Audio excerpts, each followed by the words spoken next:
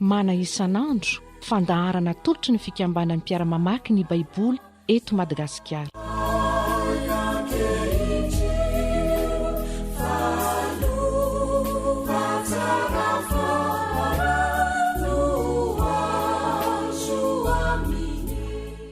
Dia miarahaba antsika rehetra indray afaka miaino ny tenin'Andriamanitra amin'izao ora sy fotoana izao. Ny tenin'Andriamanitra izay hodiny antsika dia izay voasoratra ao amin'ny filazantsarany Lioka 1 manomboka amin'ny 7:50 ka hatramin'ny 9:90. Mbola hivavaka isika. Soranay ianao ry Andriamanitra rainay eo no izao fotoana sarobidy izao indray omenao anay.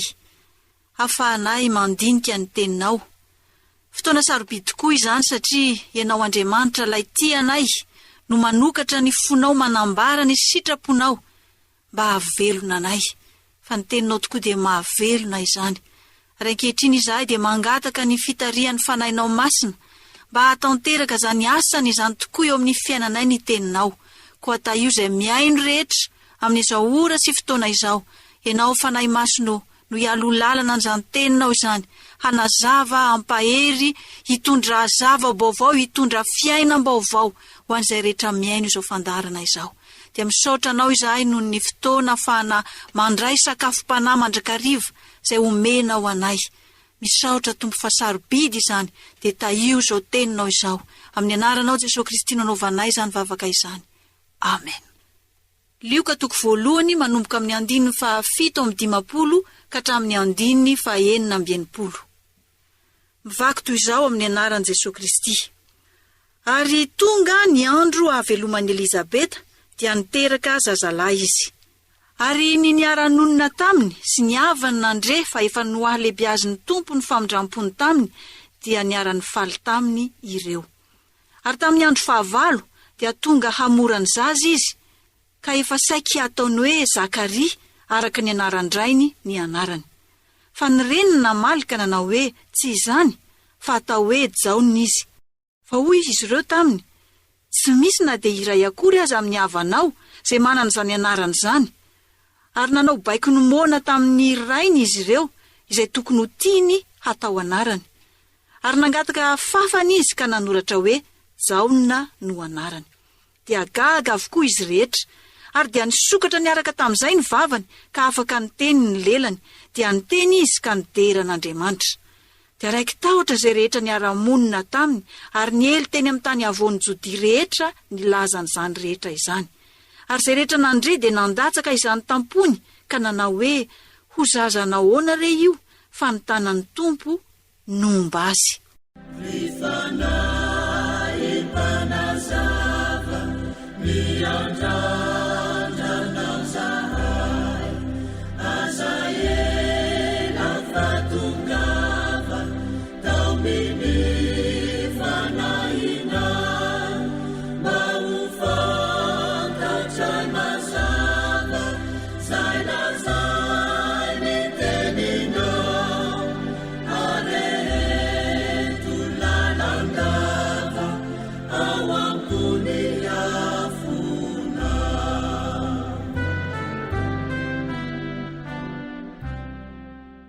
Ankevitry ny voalasa Maria, raha namangy an'i Elizabeta moa izy dia nijanona kely tokotokony ho 3 volana teo izy ny tenin'Andriamanitra. Ary rehefa lasa Maria dia tonga ny fotoana nahaterahan'i Elizabeta. Dia niteraka izy izany. Dia hitantsika eto ilay fifalian'ny mpiara-monina sy ny havany, satria diso fantatsika loatra izany tantaran'i Elizabeta izay nitantaraina any amin'ny Lioka 1 ihany fa ary alolo ny amin'ny hoe Elizabeta dia momba. Elizabeta dia tsy niteraka, kanefa tamin'ny fomba mahagaga no nanomezan'Andriamanitra n'ilay teny fampanantenana ny Zakaria raha niditra tao amin'ny fitoerana masina indrindra izy hoe hananjanaka ianao. Dia tanteraka tokoa izay tenin'Andriamanitra izay dia ny olona rehetra izany niara-ny faly taminy nahita tokoa hoe efa namindra fo taminy ny Tompo. Tamin'izany fotoana izany mantsiny rehefa tsy miteraka ny vehivavy dia tahaka ny hoe ozona avy amin'Andriamanitra izany, ary ny ananana taranaka dia famindrampon'Andriamanitra. Dia azontsika sary an-tsaina izany le fifaliana tao anatin'ny havany sy ny mpiaramonina nandre hoe efa namindra fo tamin'ny Andriamanitra ka dia nahazo taranaka ihany izy. Fa izay zavatra niseho teo ny tsy nampoziny rehetra. Rehefa afaka valona ozy izy araka ny fomba ihany, ary fomba lalàna efa napetraka hatrany amin'ny Abrahama zany hoe ny zaza 7 andro dia foraina. Iny ny famantarana ny amin'ny jiosy, ny famantarana ny amin'ny vahoaka n'Andriamanitra. Dia rehefa noforana dia eo amin'ny famorana eo no omena anarana amin'izay lay zaza. Dia nandeha ho azy fotsiny izany no hoe Zakaria ny anarany, satria amin'ireto olona reto hoe zanak' Zakaria lay tokana ity, dia tsy maintsy andimby ny anaran-drainy. Dia avy hatrany ozy izy ny olona dia efa hoe saika ataony hoe Zakaria araka ny anaran-drainy ny anarany. Fa tsy nanaiky ny reniny, dia ny tenanao hoe Jaona no anarany. Hitantsika mazava eto fa olona tena natahotra an'Andriamanitra raha ireto mpivady reto zany, Zakaria sy Elizabeta. Feno fankatoavana an'Andriamanitra izy mivady, ary tsy adin'ny Elizabeta ihany koa izay fotoana nanomezan'Andriamanitra ny teny fampanantenana ny amin'ny ananana izy ireo taranaka, ary nomen'Andriamanitra tamin'izay fotoana izay hoe Jaona no ataonao anarany. Dia tsy nanaiky Elizabeta Jaona no anarany. Fa saingy tsy nionina le olona ratsy nanontany an'i Zakaria. Iza marina no ataonao anarany? Baiko moana. Ty Zakaria ity zany dia zao hoe lasa moana nanomboka tamin'iny fotoana iny ihany koa. Nanomezan'Andriamanitra azy ny teny fikasana hoe hananjanaka izy. Teo mantsiny dia somary tsy nino Zakaria dia nangataka famantarana tamin'le anjely. Ina no hafantarako izany? Za efa antitra koa ny vadiko. Ina no hafantarako fa ho tanteraka tokoa izany lazainao izany? Dia le anjely namaly azy, za no anjely Gabriela, izay mitsangana eo anatrehan'Andriamanitra ary nirana hiteny aminao ka ilaza aminao izany teny mahafaly izany. Koa indro homona ianao fa tsy hahay miteny ambara-pahatonga ny andro hisehoany izany zavatra izany. Ho valiny tsy ninonao ny teniko izay ho tanteraka amin'ny fotoany. Hitantsika izany fa ity nahatonga ny Zakaria homona ity dia famaizan'Andriamanitra noho ny tsy finoany, raha izy le nangataka famantarana iny. Eny tokoa moa fa raha mipetraka amin'ny toerantsika dia somary hitovy amin'ny ihany hoe Elizabeta efa antitra, za koa efa antitra raha teo, ahoana no hatanteraka izany? Dia nilaza ny anjely hoe Andriamanitra no hanatanteraka izany.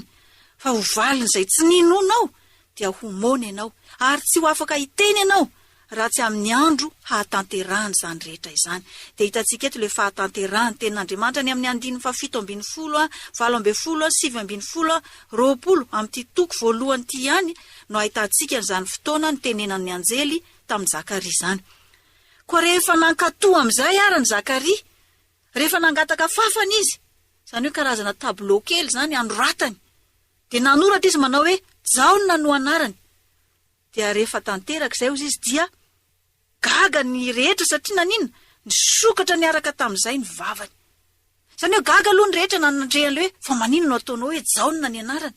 Enao Zakaria ny anaranao, atao amin'ny fianakaviana tsy misy na iray aza manana an'izany anarana izany. Neto mety ihany raha ohatra ny ray be ny Jaona na ny razam-beny ihany nisy hoe Jaona, tsy misy atao amin'ny fianakaviana, ko nahoana no ataonao hoe Jaona ny anarany? Fa vokatra le fankatoavan'i Zakaria, tanteraka le teny nampitondray ny anjely, dia nanjary nisokatra ny vavany ozy ny tenin'Andriamanitra. Dia afaka nilaza izy ozy izy. Dia afaka ny teny ny lerany, dia ny teny izy ka nidera an'Andriamanitra.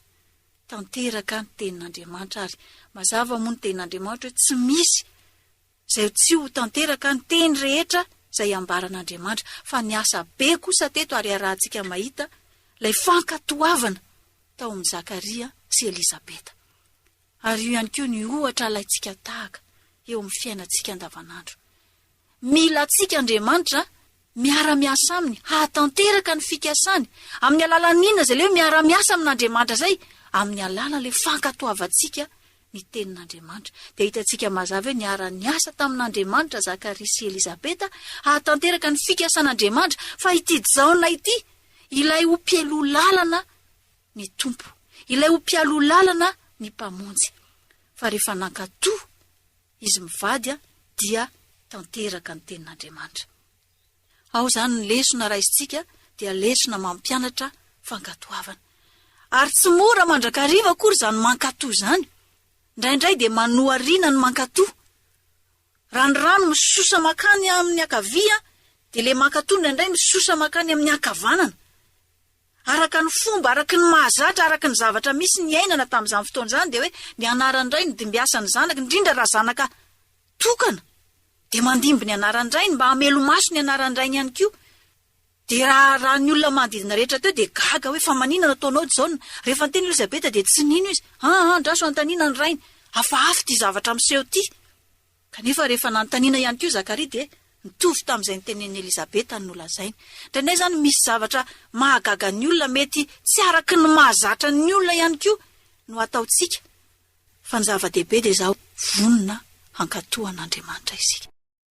Misy fomba maro samihafa iaina ny malagasy, iaina ny fianakaviantsika, iaina n'ireo ankohonana, ireo razana hatramin'izay ihany koa. Fa rehefa miantso antsika Andriamanitra dia maninona? Mila sedraitsika amin'ny tenin'Andriamanitra izany. Hoe araka ny sitrapon'Andriamanitra ve reny fomba reny? Tsy ratsy daholo akory ny fomba malagasy rehetra. Tsia. Fa tsy maintsy jerentsika ihany kosa nefa ny hoe ty ve mifanaraka amin'ny tenin'Andriamanitra. Ary rehefa tsy mifanaraka amin'ny tenin'Andriamanitra dia tsy tokony ho ataontsika izany. Fa ny tenin'Andriamanitra ny tokony ho ankatoavintsika. Dia eo tsika ilay somary miala amin'ny mahazatra. Eo tsika ilay somary miala ny fomba amin'ny fianakaviantsika. Kanefa tsika tsy maintsy mijoro. Izay no mampiara miasa amintsika amin'Andriamanitra. Manana fikasan'Andriamanitra ho amin'ny ankohonantsika. Manana fikasan'Andriamanitra ny amin'ny ho avintsika ihany koa. Fa isika no mpiara miasa aminy. Hatanteraka izany. Ary amin'ny alalan'ny fankatoavantsika no ahafahantsika miara-miasa amin'Andriamanitra.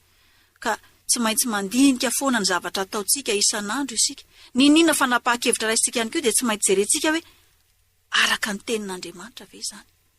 Ary raha ohatra tsy araka ny tenin'Andriamanitra dia manina tsy maintsy mijoro alohan'ny zavatra rehetra dia ny tenin'Andriamanitra no tokony hankatoaviko. Io no fanilo ny tongotsika sy fanazavana ny lalantsika. Ary betsaka ny toro lalana izay ampianary ny tenin'Andriamanitra. Raha nahazatra ny fianakaviantsika lalana hafa. Nahazatra ny fianakaviantsika ohatra hoe rehefa tsy mety, rehefa nanao an'izao eto amin'ny fianakaviana dia ariana. Tsy havela eloka. Ariana tsy ho isan'ny fianakaviana intsony. Satria tsy azo atao izany fady eto amin'ny fianakaviana. Raha ny tenin'Andriamanitra ny teny hoe mamelany eloka ianao. Ny fianakaviana rehefa ohatra izany ianao anao an'izany dia tsy miaraka milevona aminay intsony ianao. Tsy zanaka intsony ianao. Misy an'izany. Misy ny olona manana fivavahana izy ao amin'ny fianakaviana ao ary mahafantatra an'izany ahako. Silamo izany ny izy menakavy dia tena napetra mihitsy hoe raha miova kristianina ianao dia tsy zanako intsony. Dia eo ilay safidy mipetraka manao hoe akatoan'Andriamanitra sa akatoan'ny dada. Ny ray no miteny aminy tsy ho zanako intsony ianao raha miova ho kristianina. Fa ny zavatra nafinaritra moa dia izao hoe tsy nanaiky izy. Za dada ho kristianina. Hitako ny famonjena ao amin'ny Jesosy Kristy. Io no tena lalam-pamonjena nomen'Andriamanitra. Ka noho izany dia hanolotra ny fiainako ho an'i Jesosy Kristy. Dia eny azo izy ny rainy. Izay izany ny safidinao. Aza eritreretina ho rainao tsony aho. Aza eritreretina ho rainao tsony aho fa mandehana. Ary aza miverina ty tsony. Ataovy toy tsy rainao tsony aho ary tsy zanako tsony ianao. Dia izany tokoa ny zava-misy. Hatramin'ny fotoana narariany io rainy io. Fa zareo tsy natsindry namangy tany. Namangy. Dia nivavaka ao dada, vavaka ao anao. Dia nivavaka. Ary nahatonga saina n'ilay fianakaviana ihany zany zavatra rehetra ny seho izany. Tsy hoe rehefa nariana dia izay izany, izay koa tsy resaka aminareo tsony. Fa nila fihavanana foana. Ary tateo ariana aza dia ilay reniny nanolo tena nahita n'izany rehetra avy. Ny rainy moa tsy nanolotra rehefa maty fa ny tompo no mahafantatra izay tena niseho tamin'ny farany fa ny zavatra nisy dia nandray ireo zanandreo ihany izy.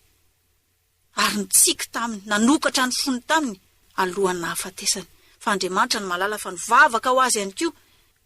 Mandra-pahafatiny ny tompo malala raha voavonjy izy na tsy voavonjy izy fa ny zava-dehibe dia izao hoe nisokatra ihany ilay fondrainy rehefa nahita ilay fanehoam-pitiavana rehetrarehetra na dia efa niroahana tsy ho isan'ny zanaka intsony azy. Misy fotoana sasa, misy fombafomba ao amin'ny fianakavianao dia tsy maintsy mijoro ianao. Tsy sitrapon'Andriamanitra iny ka zao za tsy afaka hiaraka aminareo amin'iny. De iny le mahagaga ny rehetra iny. De ahoana ary no asahinao? Nefa de zao ny rainao zao, ny fianakaviana rehetra nefa manao an'izao. Fa iny fijorotsika iny de zava-dehibe eo mason'Andriamanitra. Ary tsy ataon'Andriamanitra ho kely reny, fa misy valiny reny zavatra rehetra reny. Hoy izy ny ten'Andriamanitra, na ny fahavalona izay ampihavaniny aminy, rehefa sitrak'Andriamanitra ny lalana alehan'ny olona. Ka tsy tokony hatahotra isika, fa tokony hijoro amin'ny tenin'Andriamanitra hatrany. Rehefa nahita an'izany zavatra rehetra niseho zany, hoy izy ny olona de raiky tahotra. Ary ny Eli teny amin'ny tany avoan'ny Jodia rehetra nilazany izany rehetra izany. Hatramin'ny voalohany ka hatramin'ny nahaterahany de fomba mahagaga no nitondran'Andriamanitra ny ty fianakaviana ity. Izy mivady reto de nahazo taranaka, de mbola mahagaga ny zavatra niseho rehefa teraka sy nanome anarana azy. Ary izay rehetra nandre de nandatsaka izany tampony ka nanao hoe, ho zaza nahoana re io, fa ny tanan'ny Tompo nomba azy. Hitan'ny olona lay tanan'Andriamanitra.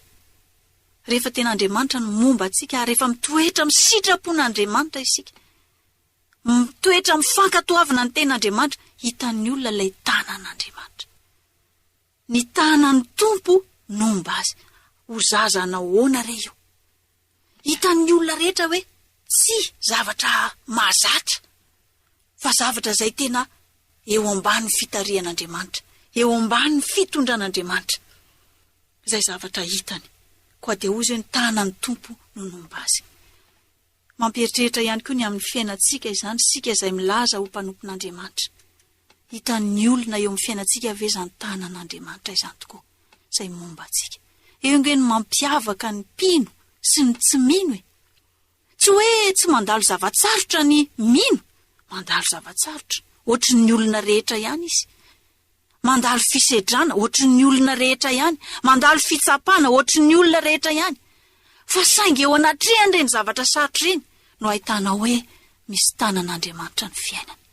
Ny faherezany misedra reny mafy reny. Ny voninahitr'Andriamanitra hitanao eny amin'ny tava na de mandalo fahoriana azy. De ireny no ahitan'ny olona nge hoe ny tanan'ny Tompo tena nomba azy.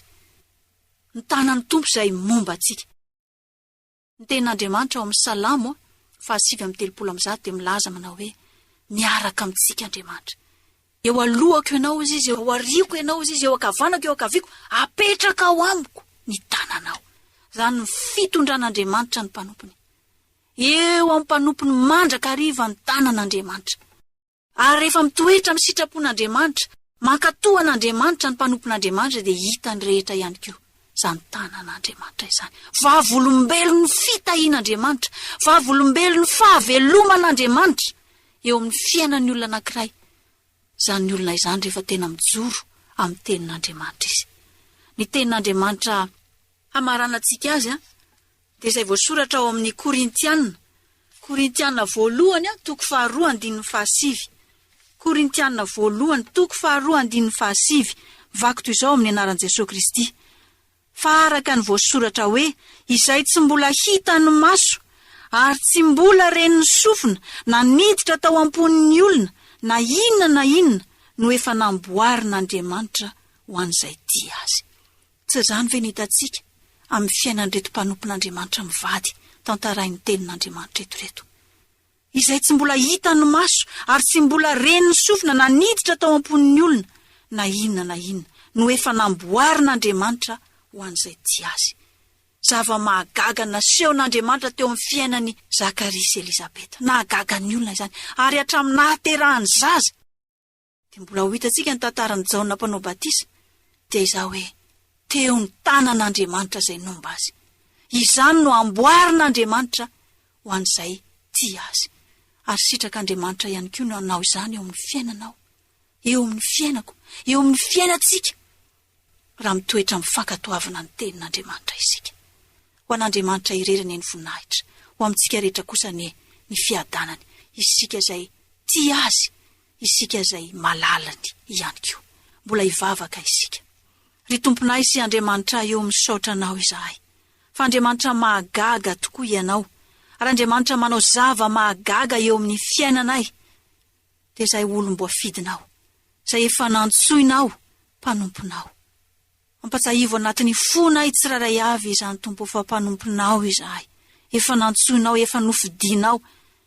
Ary raha misy aza tompo mbola tsy mahatsiaro amin'izany toerana izany, dia ampatsahivo azy fa mbola miantso azy ianao amin'izao ora sy fotoana izao, hanatona azy hiaraka aminy. Ianao Jesosy Kristy, lay miantso anay tsiraray avy mba hiaraka aminao, miasa aminao, hanatanteraka ny teny fikasanao amin'ny fiainanay, amin'ny fiainan'ny mpiarabelona aminay, amin'ny fiainan'ny firenenay. Dia manavina fikasana ianao, ary tiana ho mpiara-miasa aminao izahay amin'izany fikasanao izany, fikasana tsara tsy ahatonga loza fa fiadanana hoy ny teninao. Dia mba ho tanteraka amin'ny nosinay tokoa ane izany mpamonjy, ary izahay mba ho mpiara-miasa aminao, feno fankatoavana sy fahatahorana anao tahaka ny Zakaria sy Elizabeta, ho fahatanterahany fikasanao rehetra. Ka ho tanteraka amin'ny fiainanay tokoa tompo zany zavatra mahagaga tsy mbola fantatry ny olona, tsy reniny sofiny, tsy hitany masony, zava-baovao, zava-mahagaga, mba hahitan'ny olona ny tananao eo amin'ny fiainanay, ka hankalazan'ny olona fa ianao tokoa no Andriamanitra, efa nanao famonjena mahagaga ho an'ny fiainanay tao amin'i Jesosy Kristy. Teo aminay rehetra izay miaino izao fiandarana izao tokoa ane izany fahasoavanao izany, dia le fiadananao mihoatra noho ny fahalalana rehetra napaka ao anatinay tsirairay avy. Amin'ny anaranao Jesosy Kristy no anaovanay izany vavaka izany, misaotra raha eo noho ny fitiavanao. Amen.